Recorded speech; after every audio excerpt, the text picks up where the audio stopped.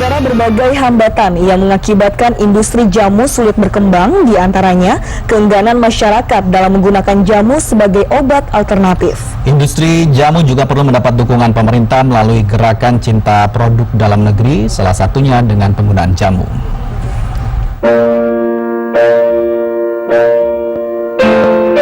Bagi sebagian besar masyarakat Indonesia, jamu masih dipercaya sebagai obat tradisional yang efektif untuk mencegah dan mengobati berbagai macam penyakit.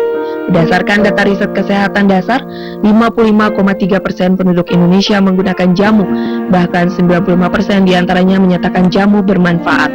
Ada kebiasaan orang Indonesia lebih suka berobat alternatif atau pengobatan dengan herbal, sehingga konsumen merasa tergantung dengan obat tradisional. Kondisi tersebut jangan sampai dimanfaatkan produsen yang tidak bertanggung jawab dengan memberi campuran obat kimia atau tidak memiliki izin edar. Akibatnya obat tradisional yang tersedia tidak lagi memberi manfaat seperti ramuan aslinya. Konsumen harus pandai membentengi diri, terutama bila membeli obat di pedagang eceran yang relatif mudah dijangkau. Harus ada izin dari POM-nya dulu. Kalau udah ada dari POM, berarti kan sudah terdaftar, bisa masuk apotik. Itu obat kan obat baru, banyak yang mencari juga, jadi kita bisa sediakan. Banyak juga sih yang cari obat ini karena katanya fungsinya itu hasilnya itu bagus. Staf ahli Menteri Kesehatan Bidang Teknologi Kesehatan dan Globalisasi Kesehatan Kementerian Kesehatan, Agus Purwandianto menyatakan, pemberian sertifikasi jamu merupakan salah satu upaya yang dapat mendorong para dokter dan masyarakat menggunakan jamu.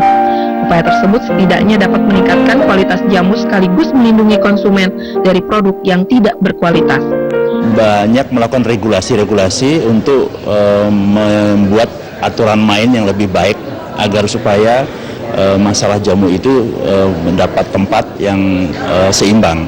Karena kita tahu bahwa misalnya katakanlah penyakit-penyakit yang kronis, penyakit metabolik, dan juga penyakit yang sifatnya jangka panjang ataupun juga hal-hal yang sifatnya paliatif, di mana ada unsur-unsur pilihan pasien, ya kita harus menghargai pilihan pasien tersebut. Dan memang layak semuanya itu melalui penelitian berbasis pelayanan. Ketua Umum Asosiasi Gabungan Pengusaha Jamu dan Obat Tradisional Indonesia, Charles Serang, mengakui masih terdapat berbagai hambatan dalam membangun industri jamu di Indonesia. Di antaranya, pola penggunaan produk obat asing di masyarakat, biaya riset tanaman obat yang mahal, serta aturan produksi jamu bagi usaha skala kecil yang sangat ketat. Meski jamu sudah diperkenalkan ke pasar internasional, sejumlah aturan menghambat perkembangan industri jamu dalam negeri. Kami akan meminta khususnya kepada Menko Kesra untuk bisa mendorong pemakaian minum jahe Indonesia. Nah, kenapa? Kalau nggak ada gebrakan minuman, misalnya minuman kayak asing-asing itu kan mengayakkan orang asing dong. Nah, kita ini punya produk sendiri, tapi nggak dipakai.